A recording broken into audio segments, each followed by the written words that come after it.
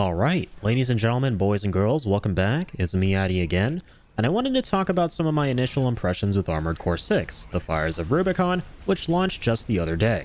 I played this game the other night on stream for the first time and spent a good 4 to 5 hours with it, so I thought I'd make this quick video today discussing some of my feelings on it.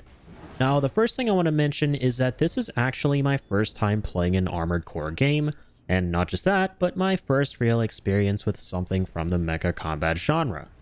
I did play a game or two from this realm many years ago, although I don't remember what it was.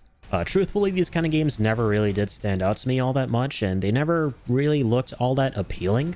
But the reason I chose to dive into Armored Core 6 is because of my love for the developer From Software's Soulsborne series.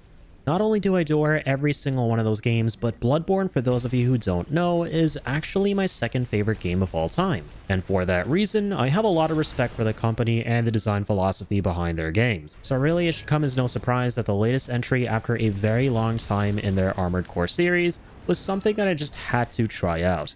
Notwithstanding of the fact that this genre is something I'd normally never be interested in dipping my toes in. But after last night's stream, I can pretty much confidently say that I'm really glad that I did. As a newcomer to both Armored Core and mecha games, some aspects of this experience were difficult to get used to at first, particularly the movement. But the highlight was that at the end of the very first mission in this game, you're given a big fat skill check in the form of what I found to be a really tough boss who pulverizes you over and over and over again to really ensure that you've gotten a basic grasp of your mecha's movement and other core mechanics. And while you may think that this level of difficulty caused me to rage, it was quite the opposite in reality. I actually had a big old smile on my face because this aspect of From Software's Soulsborne series is something that I weirdly enjoy a lot. The notorious level of difficulty embedded in these experiences really jives with me because I'm someone who revels in getting my ass handed to me 1,000,001 times by a particular set of mobs or a boss until I fully understand their moves, respect them, and learn a strategy that gets me the winning kill, after which I feel euphoric. And that feeling is something I don't think I've felt outside of their games and typically leaves me with an itch that I can't scratch before the next From Software game. And I'm really happy to say that with Armored Core 6, despite it in no way, shape, or form being a Souls-like, nor did I go under the delusion of it being one, scratched that itch for me with its level of challenge. And how, more specifically, it once again feels fair, not frustrating, and forces you, the player, to really understand and respect the game's systems, adversaries, and more in order to best it. In other words, yet another one of From Software's traditions is back here, which, as pretty much everyone calls it, is to get good. This is when I knew that I would thoroughly enjoy the game. After beating the first boss after who knows how many attempts at the beginning, I was confident that this game would recapture a lot of the same aesthetics I felt with From Software's other titles going forward. And so far, even though I haven't made it very far into the game and have really only played a few of the missions in Chapter 1, I'll admit that the game has simmered down a bit in the difficulty department. I haven't encountered any other really tough bosses so far, and a lot of the basic mobs are seemingly tame in comparison to many of the other ruthless enemies you'll find in a Soulsborne game. But there is no doubt in my mind that this is going to change as I approach the end of the first chapter, where I wholly anticipate another mighty difficult boss who's going to throw absolutely everything he's got at me to anchor me down into a fight, where I'll spend another 100 attempts trying to break free of the agony. But from what I can tell, this seems to be a game where between a lot of the really big challenging fights and set pieces, there are going to be much simpler missions where enemies are deliberately designed to not be overly challenging, so that they can validate whatever unique build you might be running for your mecha. It seems the game doesn't want you to feel like your build might be underpowered or useless, which is why I think it has a lot of straightforward basic enemies to unleash the sheer wrath of your build upon. And that's something I can really appreciate. The game so far hasn't punished me in any way for my creativity or for running a build that I think could be interesting, despite its actual practicality. I've seen some clips here and there of folks fighting some really difficult bosses though, where their builds are heavily tested, so I have no doubt that this will change soon. But for now, I do appreciate this game's balance of letting you enjoy your unique creation while also gently, or not so gently, reminding you that you might want to switch something up. I've been talking a lot about builds right now, so let's get into more detail on that. So builds are the bread and butter of Armored Core 6, which is obvious considering that, well, this is a mecha game where you'll be piecing together and tinkering with your very own mecha. But the extent to which you can do that in this game is pretty nuts.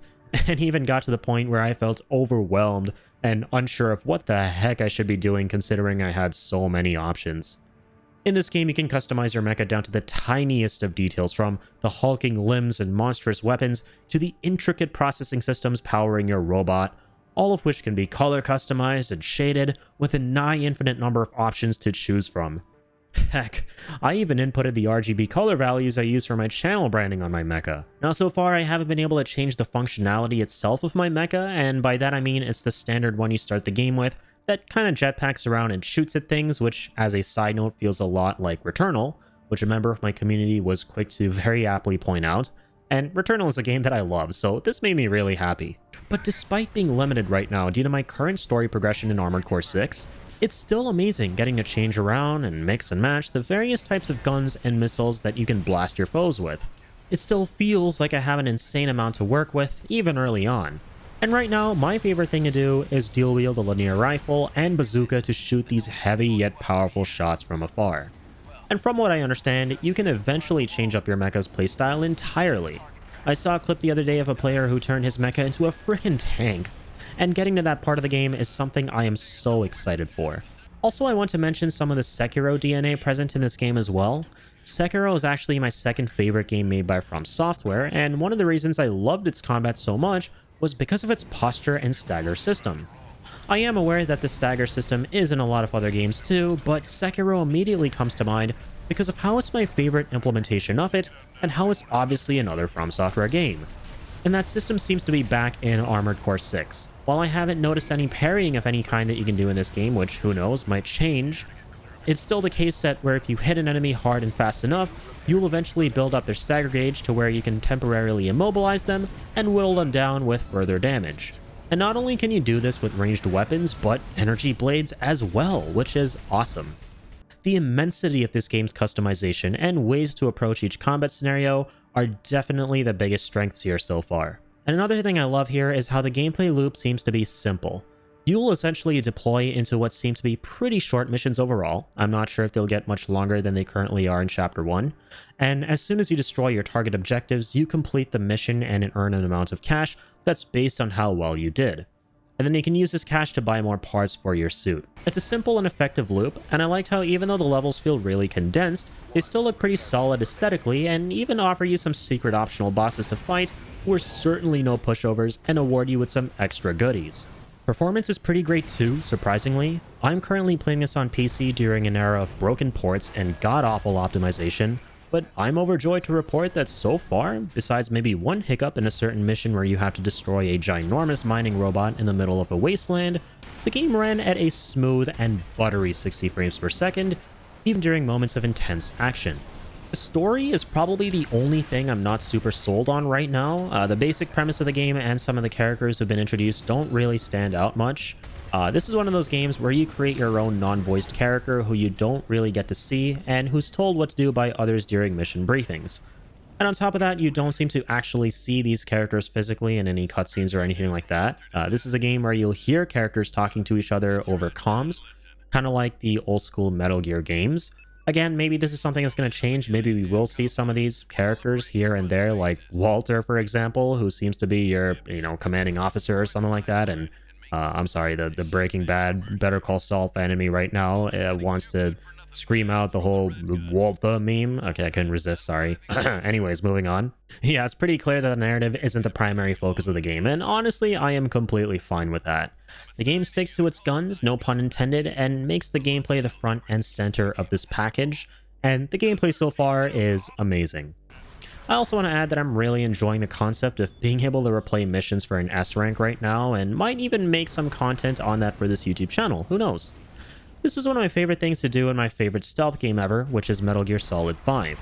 I love replaying missions in that game and doing them faster, better, and stronger for a higher rank, which in this game rewards you with bonus cash for even more customization. And S ranking certainly seems to be no easy task in this game. It took me an insane amount of attempts last night to beat the very first mission of this game itself with an S rank, which requires you to complete the mission without dying, using as few bullets as possible, and taking as little damage as possible. But once again, I love the challenge here, and being able to live, die, rinse, and repeat to get better at the game over time which is ultimately where my love for this game lies so far. With all of this said, I am really enjoying Armored Core 6 so far, you guys, and I'm very glad that I decided to give this franchise and genre overall a go.